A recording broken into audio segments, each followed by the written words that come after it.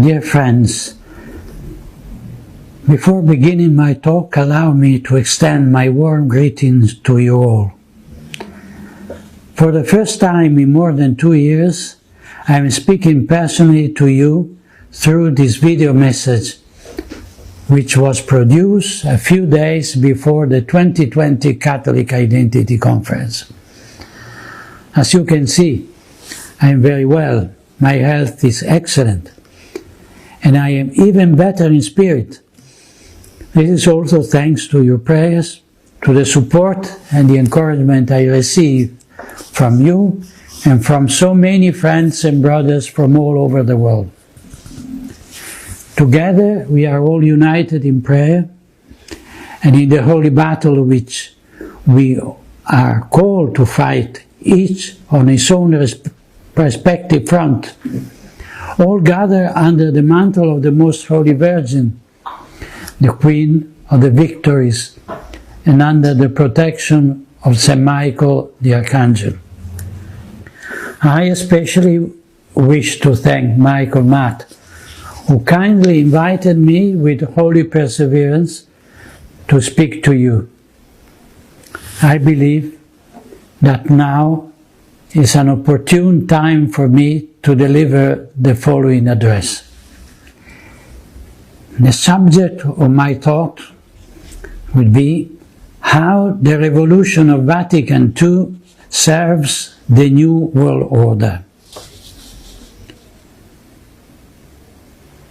We live in extraordinary times. As each of us has probably understood, we find ourselves in a historical moment in time. Events of the past, which once seemed disconnected, prove now to be unequivocally connected, both in the principles that inspire them and in the goals they seek to achieve. A fair and objective look at the current situation cannot help but grasp the perfect coherence between the evolution of the global political framework and the role that the Catholic Church has assumed in the establishment of the new world order. To be more precise, one should speak about the role of that apparent majority in the Church, which is actually small in number but extremely powerful, and which, for brevity's sake, I will summarize as the deep Church. Obviously, there are not two churches, something that would be impossible, blasphemous and heretical, nor has the one true Christ Church today failed in her mission, perverting herself into a sect. The Church of Christ has nothing to do with those who for the past 60 years have executed a plan to occupy her. The overlap between the Catholic hierarchy and the members of the deep Church is not a theological fact, but rather a historical reality that defies the usual categories and as such must be analyzed. We know that the New World Order project consists in the establishment of tyranny by Freemasonry, a project that dates back to the French Revolution, the Age of Enlightenment, the end of the Catholic monarchies, and the declaration of war on the Church. We can say that the New World Order is the antithesis of Christian society. It would be the realization of the diabolic civitas diaboli, the city of the devil, opposed to the civitas Dei, the city of God, in the eternal struggle between the light and darkness, good and evil, God and Satan.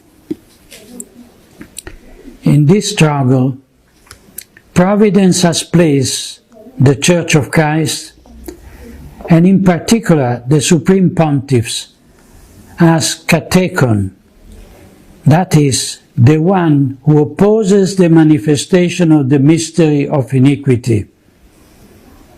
Second letter to Thessalonians. And Sacred Scripture warns us that at the manifestation of the Antichrist, this obstacle, the catechon, will have ceased to exist.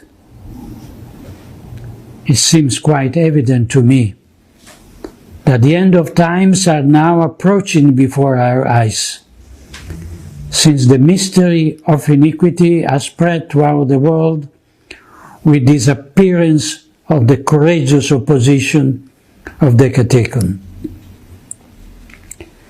Let us not make the mistake of presenting the current events as normal, judging what happened with the legal, canonical, and sociological parameters that such normality would presuppose. In extraordinary time, and the present crisis in the Church is indeed extraordinary, events go beyond the ordinary known to our fathers. In extraordinary time, we can hear a Pope deceive faithful, see princes of the Church accused of crimes that in other times would have aroused horror and been met with severe punishment. Witness in our churches liturgical rites that seem to have been invented by Cranmer's perverse mind.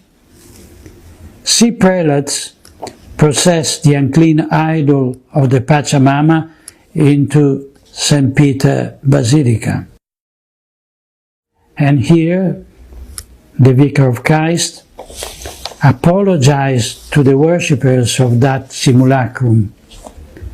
If a Catholic dares to throw it into the Tiber.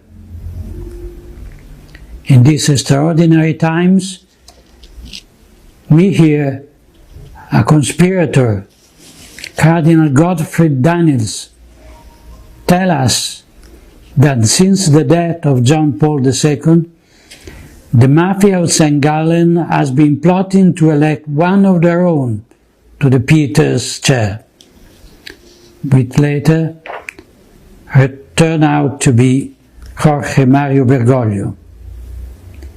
In the face of this disconcerting revelation,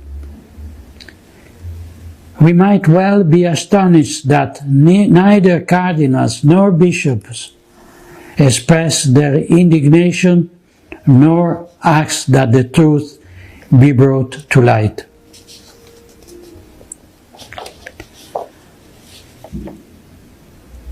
I will talk now about the eclipse of the true Church.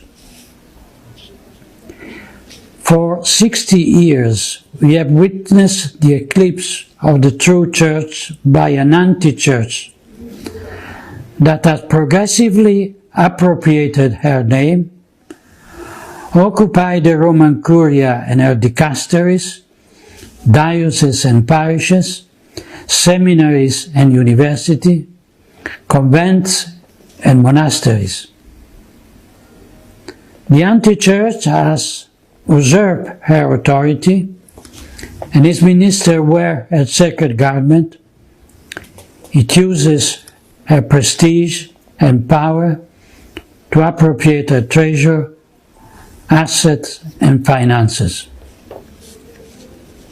Just as happened in nature, this eclipse does not take place all at once. It passed from light to darkness when a celestial body inserts itself between the sun and us. This is a relatively slow but inexorable process in which the moon of the anti-church follows its orbit until it overlaps the sun, generating a cone of shadow that projects over the earth. We now find ourselves in this doctrinal, moral, liturgical, and disciplinary cone of shadow.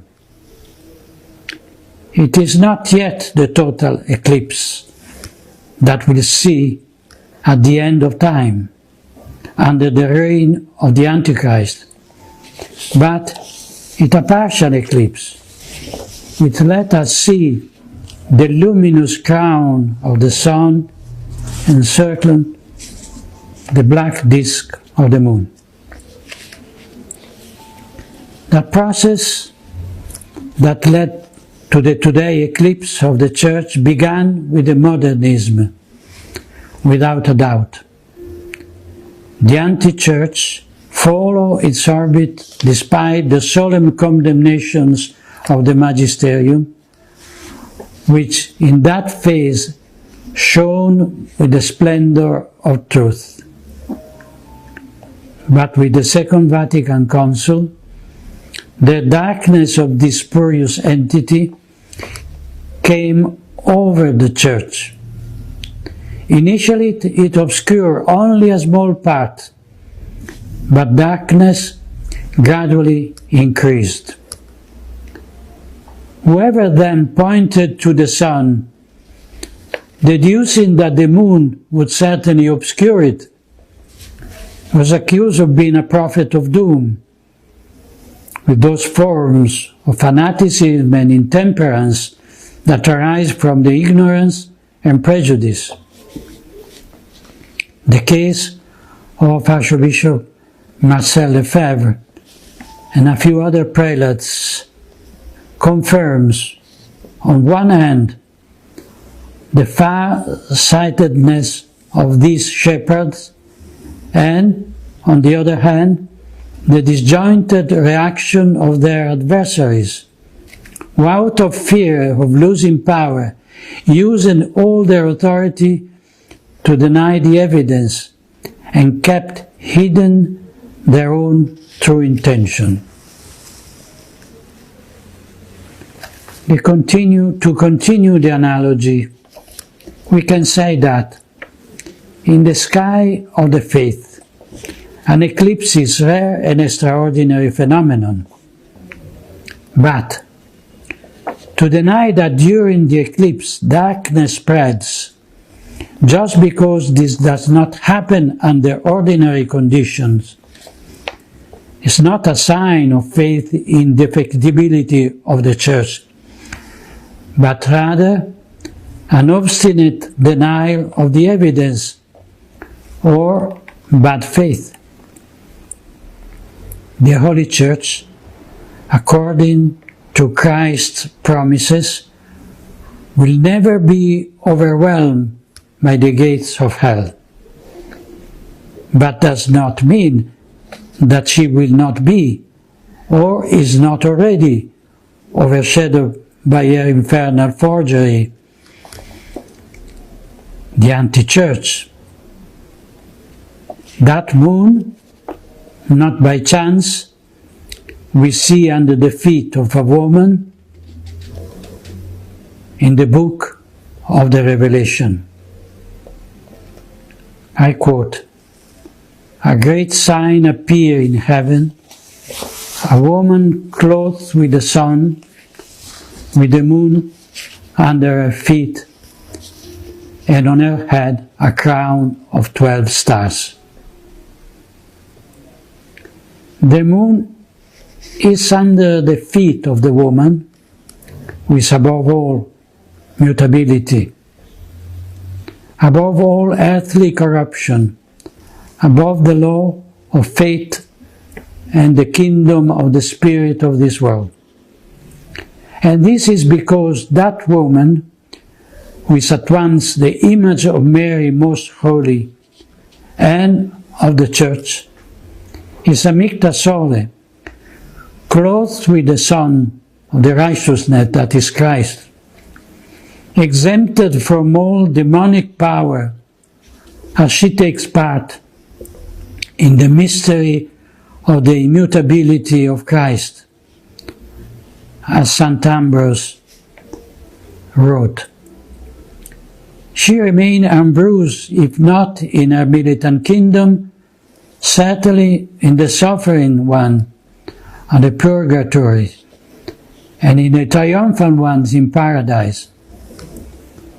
St. Jerome, commenting on the words of Scripture, reminds us that the gates of hell are sins and vices, especially the teaching of heretics.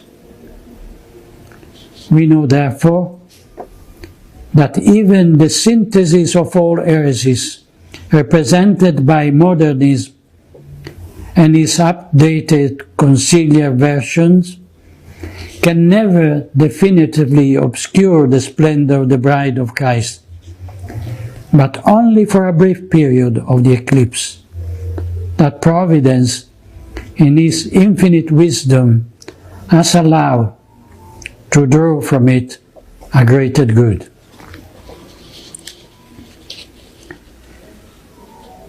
The abandonment of the supernatural dimension. In this talk, I wish especially to deal with the relationship between the revolution of Vatican II and the establishment of the new world order. The focal element of this analysis consists in highlighting the abandonment on the part of the ecclesiastical hierarchy, even at the top, of the supernatural dimension of the Church and its eschatological role. With the Council, the innovators erased the divine origin of the Church from their theological horizon, creating an entity of human origin similar to a philanthropic organization. The first consequence of this ontological subversion was the necessary denial of the fact the bride of Christ is not and cannot be subject to change by those who exercise vicarious authority in the name of the Lord. She is neither the property of the Pope nor of the bishop or theologians, and as such, any attempt at aggiornamento lowers her to the level of a company that, in order to garner profit, renews its own commercial offer, sells its leftover stock, and follows the fashion of the moment. The Church, on the other hand, is a supernatural and divine reality. She adapts the way she preaches the gospel to the nations, but she can never change the content of one iota, nor deny her transcendent momentum by lowering herself to mere social service. On the opposite side, the anti-church proudly lays claims to the right to perform a paradigm shift, not only by changing the way doctrine is expounded, but the doctrine itself. Insisting on what the magisterium teaches is useless. The innovators brazen claim to have the right to change the faith, stubbornly following the modernist approach. The Council's first error consists mainly in the lack of the transcendent perspective, the result of a spiritual crisis that was already latent, and the attempt to establish paradise on earth with a sterile human horizon. In line with this approach, Fratelli Tutti sees the fulfillment of an earthly utopia and social redemption in human brotherhood, pax ecumenica between religions, and welcoming migrants.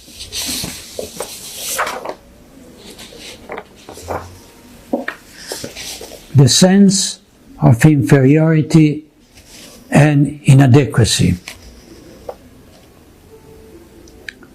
As I have written on other occasions,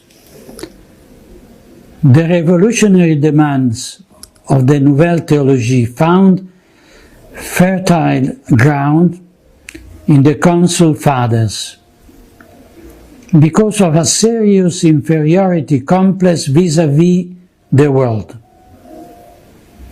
There were times in the post-war period when the revolution led by Freemasonry in the civil, political and cultural spheres breached the Catholic elite, persuading it of its inadequacy in the face of the epochal challenge that is now inescapable. Instead of questioning themselves and their faith, this elite bishop, theologian, intellectual recklessly attributed responsibility for the imminent failure of the Church to a rock-solid hierarchical structure, to a monolithic doctrinal and moral teaching, looking at the defeat of the European civilization that the Church had helped to form. The elite thought that the lack of agreement with the world was caused by the intransigence of the papacy and the moral rigidity of priests not wanting to come to terms with the zeitgeist and open up. This theological approach stems from the false assumption that between the Church and the contemporary world there can be an alliance, a consonance of intent, a friendship. Nothing could be further from the truth, since there can be no respite in the struggle between God and Satan, between light and darkness. I quote from the Genesis, "I put enmity between thee and the woman, and between thy seed and her seed. He shall bruise thy head, and thou shalt bruise his heel." This an enmity willed by God himself, which places Mary most holy and the Church as eternal enemies of the ancient serpent. The world has its own prince, who is the enemy, a murderer from the beginning, and a liar, courting a pact of non-belligerence with the world means coming to terms with Satan. This overturns and perverts the very essence of the Church, whose mission is to convert as many souls to Christ for the greater glory of God, without ever laying down arms against those who want to attract them to themselves and to their damnation. I will talk about the idem sentire of the Revolution and the Council. The Council Fathers' sense of inadequacy was only increased by the work of the innovators whose heretical ideas coincided with the demands of the world. A comparative analysis of modern thought confirmed the idem sentir, the same feeling or same mind, of the conspirators with every element of the revolutionary ideology. I leave the description of these comparative details in the written version of my lecture.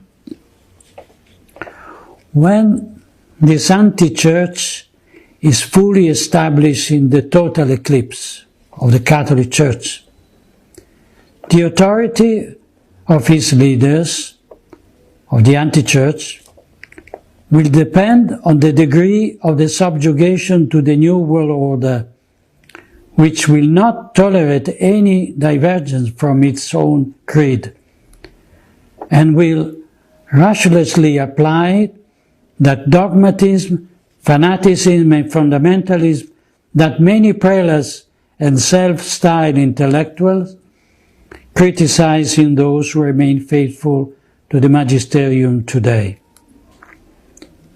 In this way, the deep church may continue to bear the trademark Catholic Church, but it will be the slave of the new order thinking, reminiscence of the Jews who, after denying the kingship of Christ before Pilate, were enslaved to the civil authority of their time. We have no other king than Caesar. Today's Caesar commands us to close churches, wear a mask, suspend the celebration under the pretext of pseudo-pandemic. The communist regime persecutes the Chinese Catholics, and the world hears nothing but silence from Rome. Tomorrow a new Titus will sack the Council Temple, transporting its remains to some museum, and divine vengeance at the end of the pagans will have been achieved once again. I will talk now of the instrumental role of the moderate Catholic in the revolution. Some might say that the Council Fathers and Popes who presided over that assembly did not realize the implication that their approval of the Vatican II documents would have for the future of the Church. If this were the case, if there had been any subsequent regrets in their hastily approval of equivocal texts or texts close to heresy, it is difficult to understand why they were unable to put an immediate stop to abuses, correct errors, clarify misunderstandings and omissions. And above all, it is incomprehensible why the ecclesiastical authority has been so ruthless against those who defended the Catholic truth, and at the same time was terribly accommodating to rebels and heretics. In any case, the responsibility for the conciliar Christ must be laid at the feet of the authority, which even amid 1,000 appeals to collegiality and pastoralism, has jealously guarded its prerogatives, exercising them only in one direction, that is, against the Pusillus Grex, the little flock, and never against the enemies of God and the Church.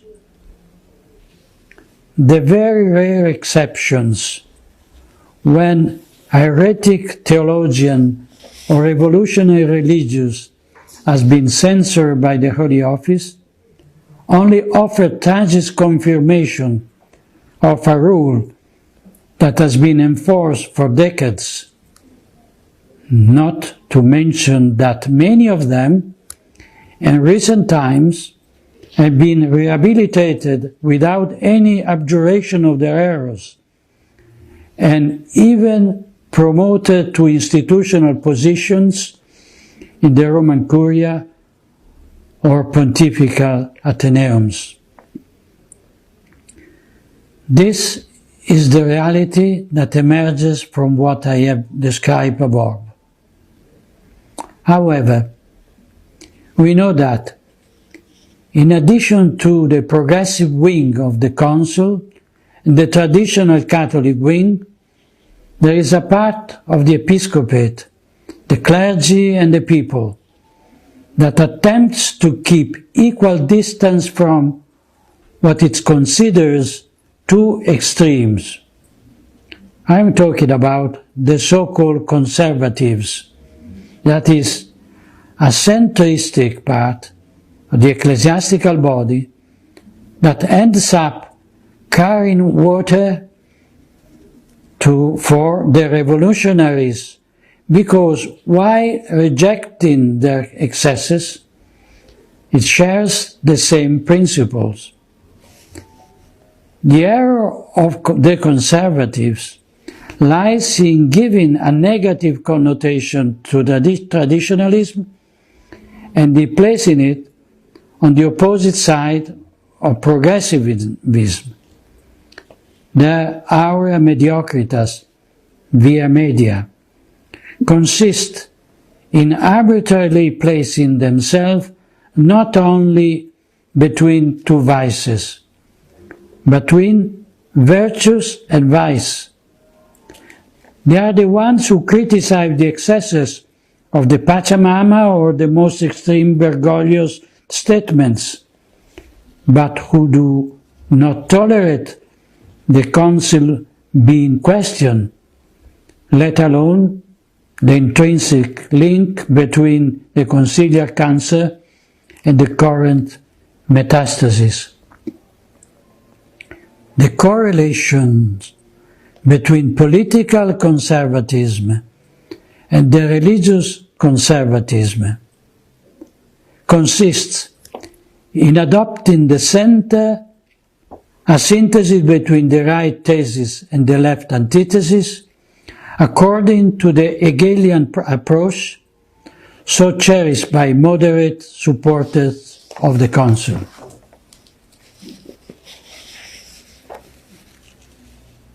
Now we talk about open society and open religion.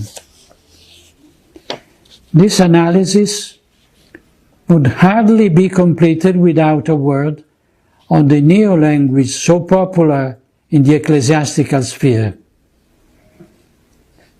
Traditional Catholic vocabulary has been deliberately modified in order to change the content it expresses. The same has happened in the liturgy and preaching, where the clarity of the Catholic exposition has been replaced by ambiguity and the implicit denial of dogmatic truth. The examples are endless. This phenomenon also goes back to Vatican II, which sought to develop Catholic version of the slogan of the world.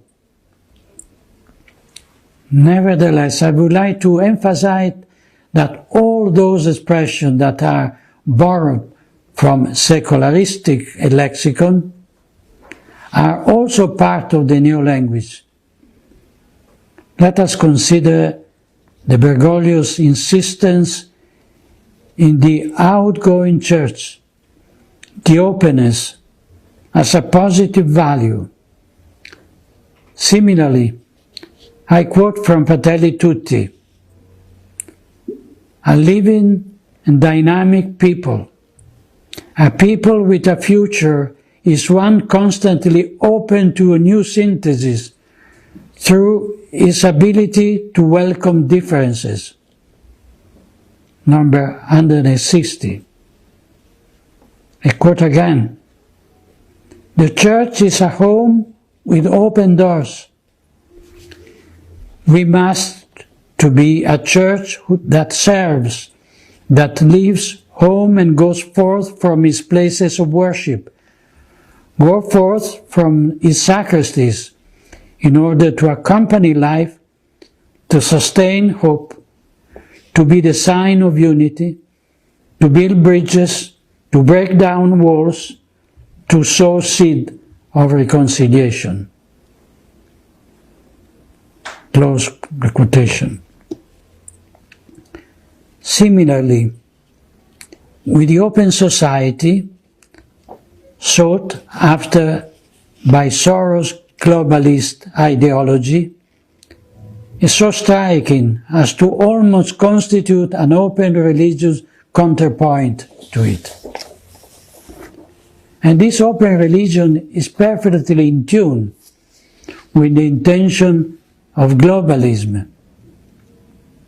From the political meeting for a new humanism, blessed by the leaders of the church, to the participation of the progressive intelligentsia in green propaganda, it all chases after the mainstream thought, in the sad and grotesque attempt to please the world. The stark contrast with the words of the Apostle is clear. I quote from the Epistle to the Galatians. "Am I now trying to win the approval of human being or of God? Or am I trying to please people? If I were still trying to please people, I would not be a servant of Christ." The Catholic Church lives under the gaze of God. She exists for His glory and for the salvation of souls. The anti-church lives under the gaze of the world, pandering to the blasphemous apotheosis of man and the damnation of souls.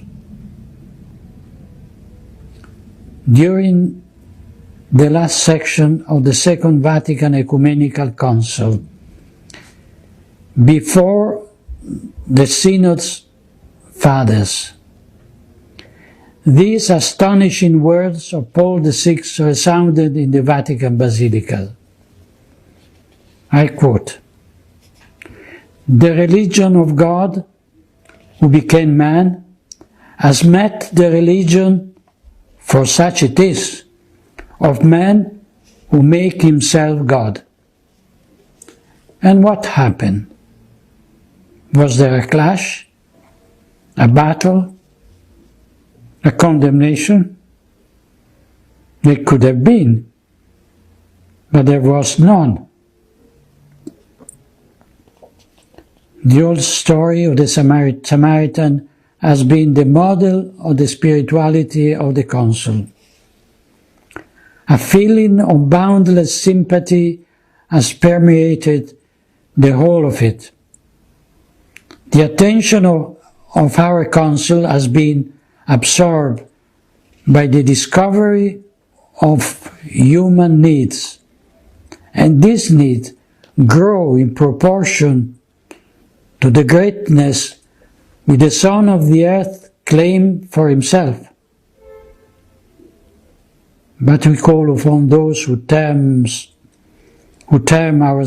themselves modern humanists, and who have renounced to the transcendent value of the highest realities, to give the Council credit at least for one quality, and to recognize our own new type of humanism. We too, in fact, we more than any other honor mankind.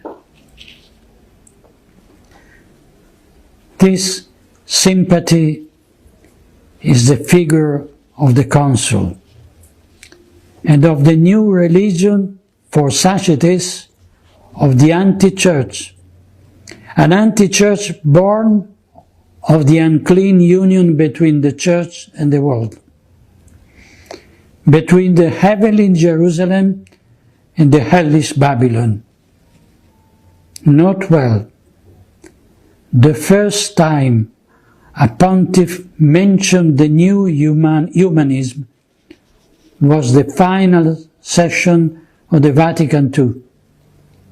And today we find it repeated as a mantra by those who consider it a perfect and coherent expression of the revolutionary men's frame of mind of the Council. Always in view of this communion of intent between the New World Order and the anti-church, we must remember the Global Compact on Education, a project designed by Bergoglio and promoted in collaboration with the United Nations, I quote, to generate a change on a planetary scale, so that education is a creator of brotherhood, peace and justice, an even more urgent need in this time marked with the pandemic. I close and quote.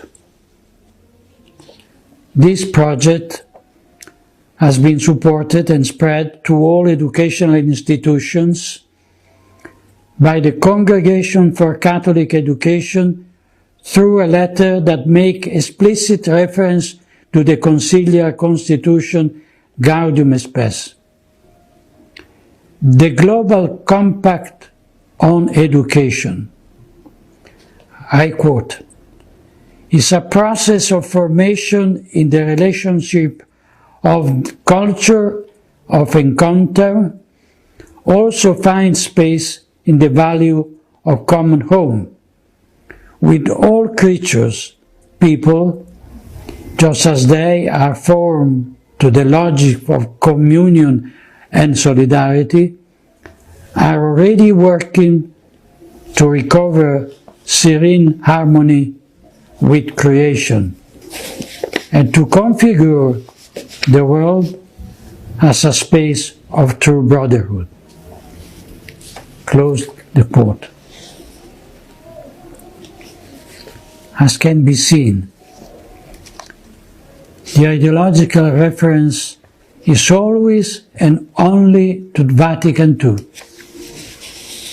because only from that moment on did the anti-church place man in the place of God, the creature in the place of the Creator. The new humanism obviously has an environmental and ecological frame into which are grafted both the encyclical Laudato Si and the green theology.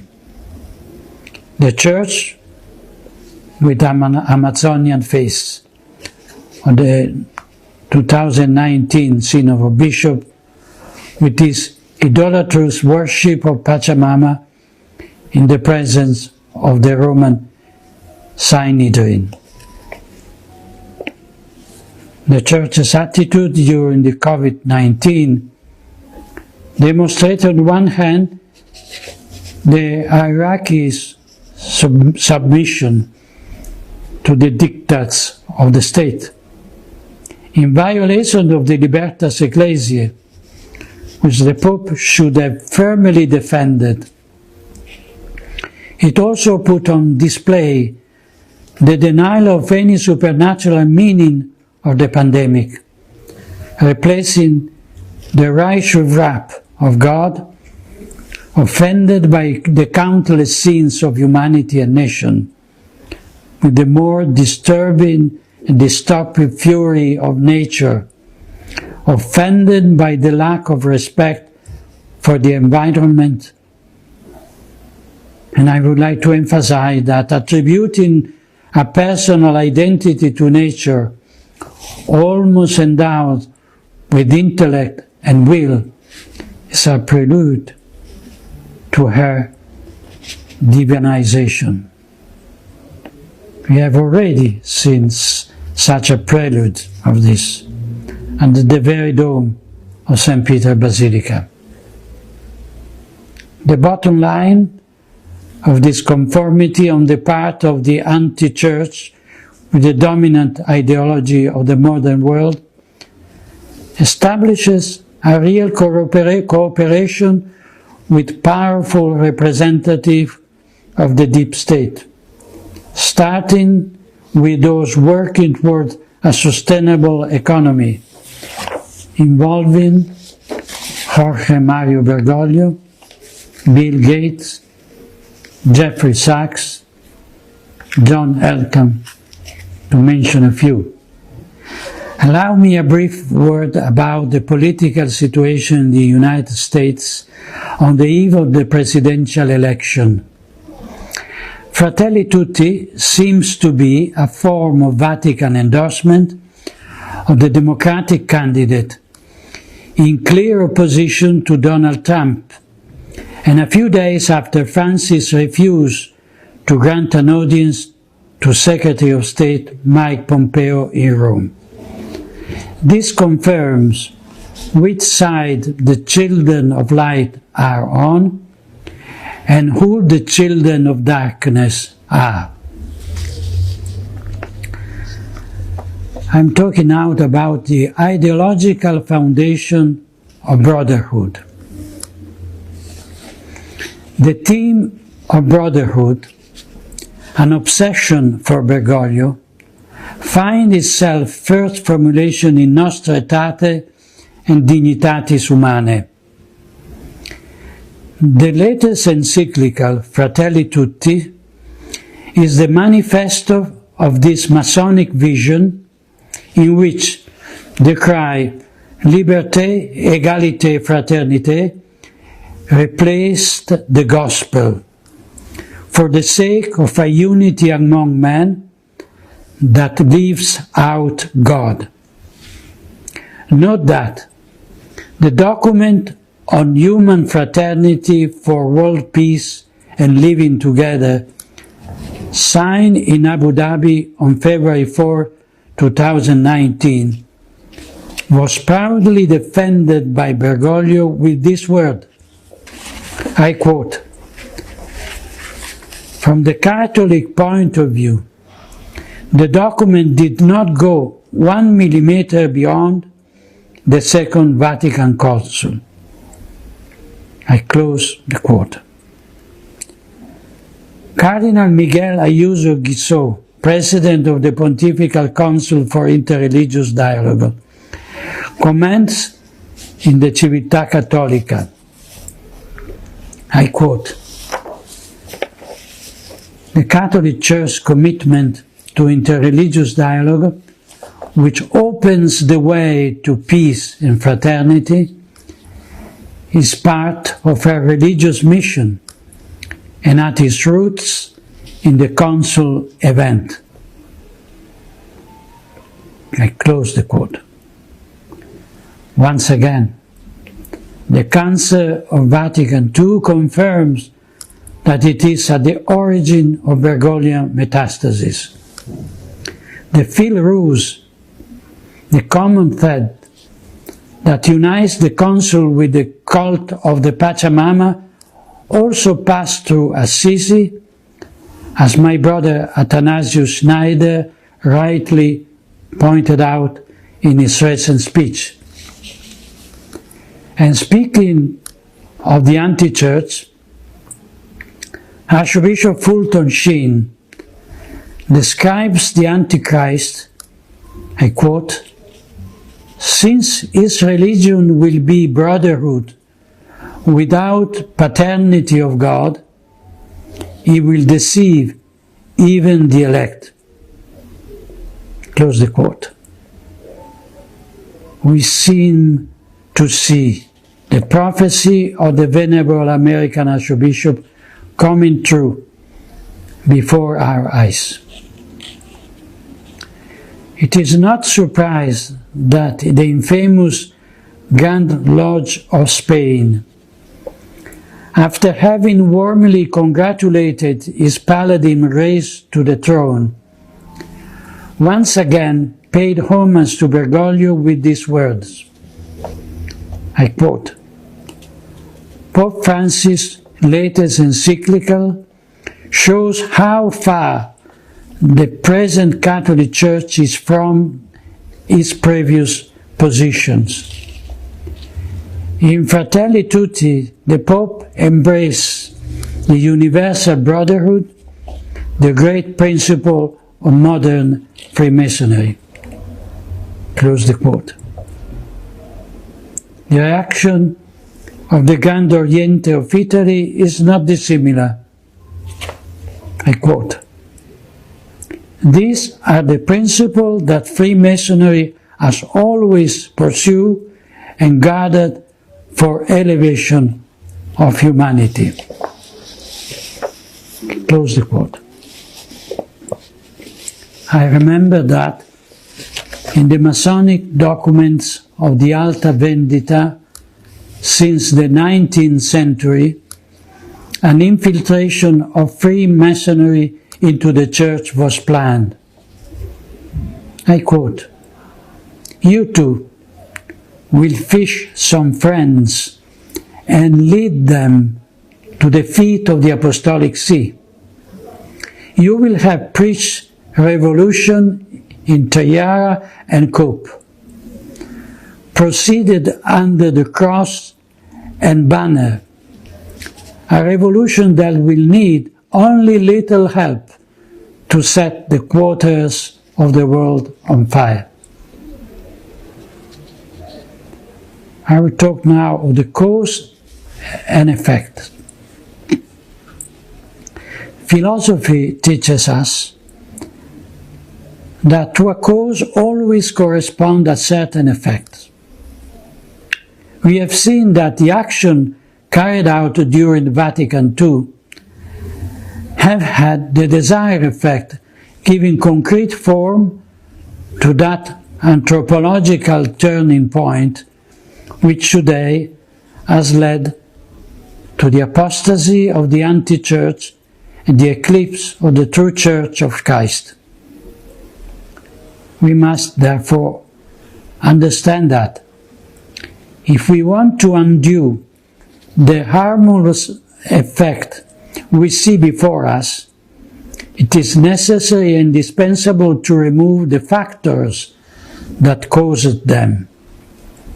If this is our goal, it is clear that accepting or even partially accepting those revolutionary principles would make our effort useless and counterproductive. We must therefore be clear about the objective to be achieved, ordering our action to the goals.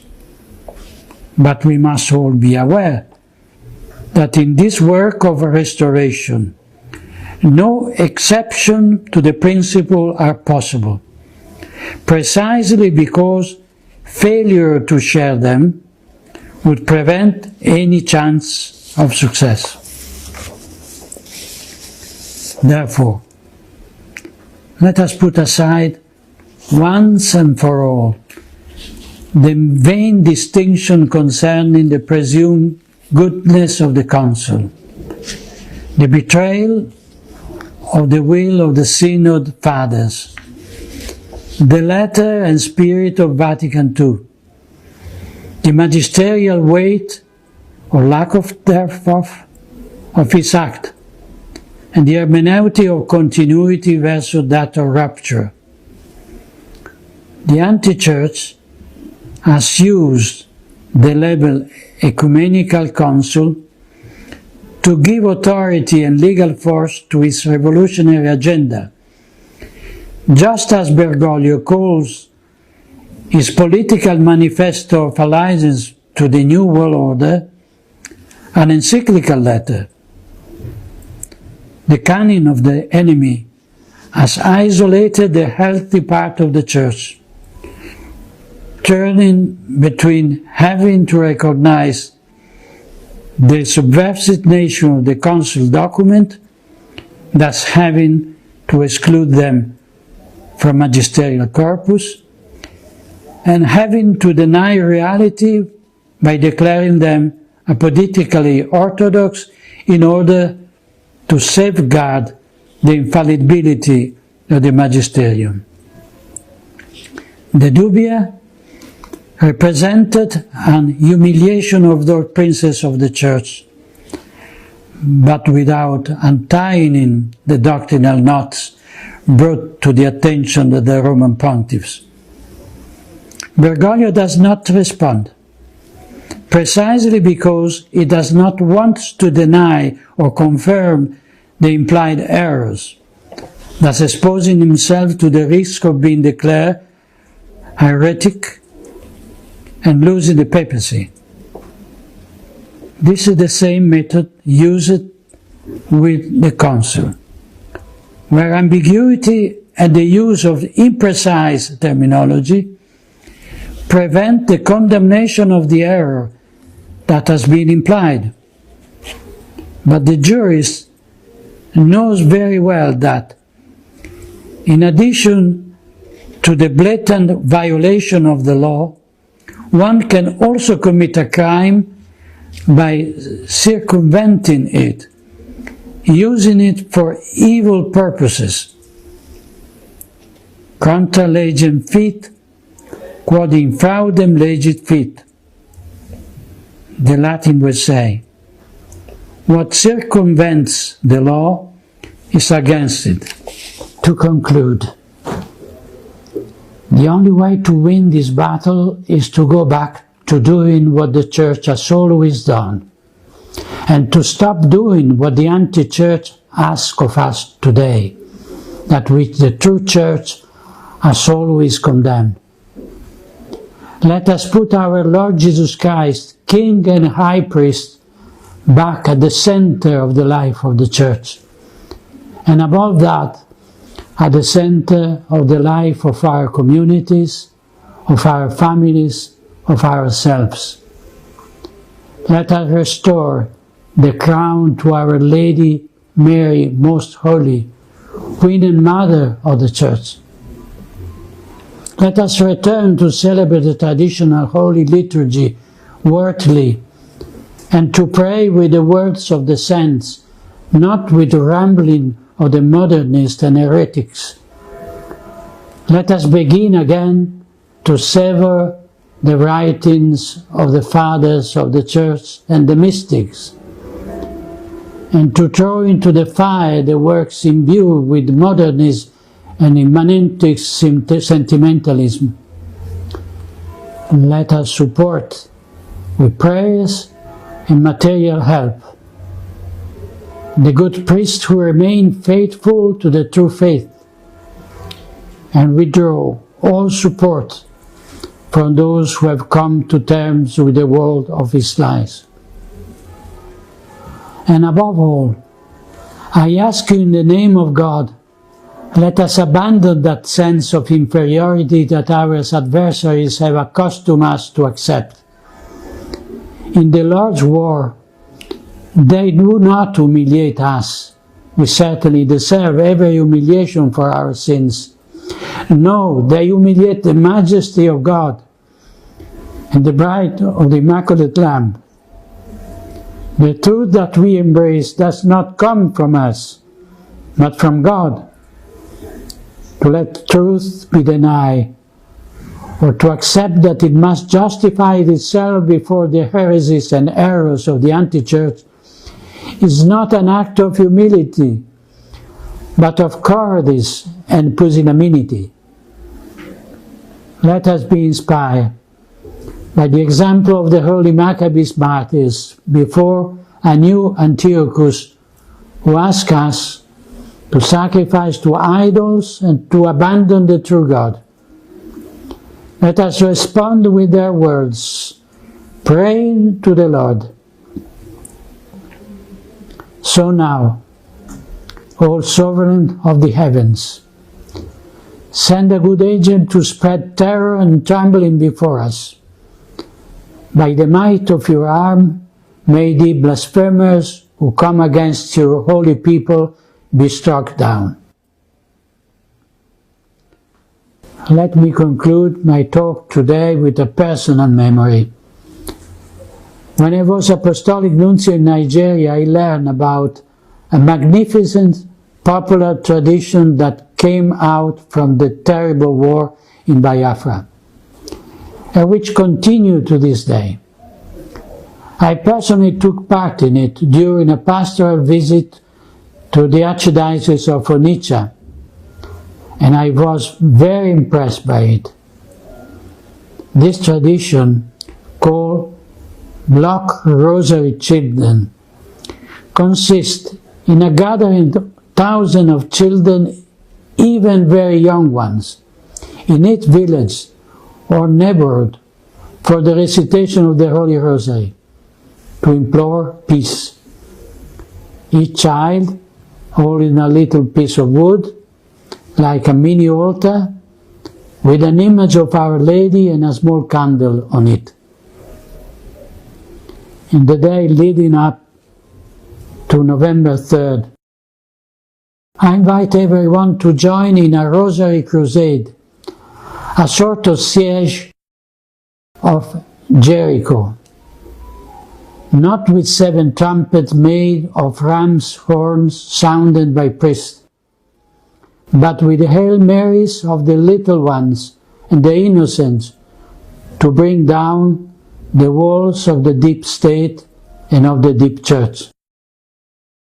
Let us join with little ones in the Block Rosary Children,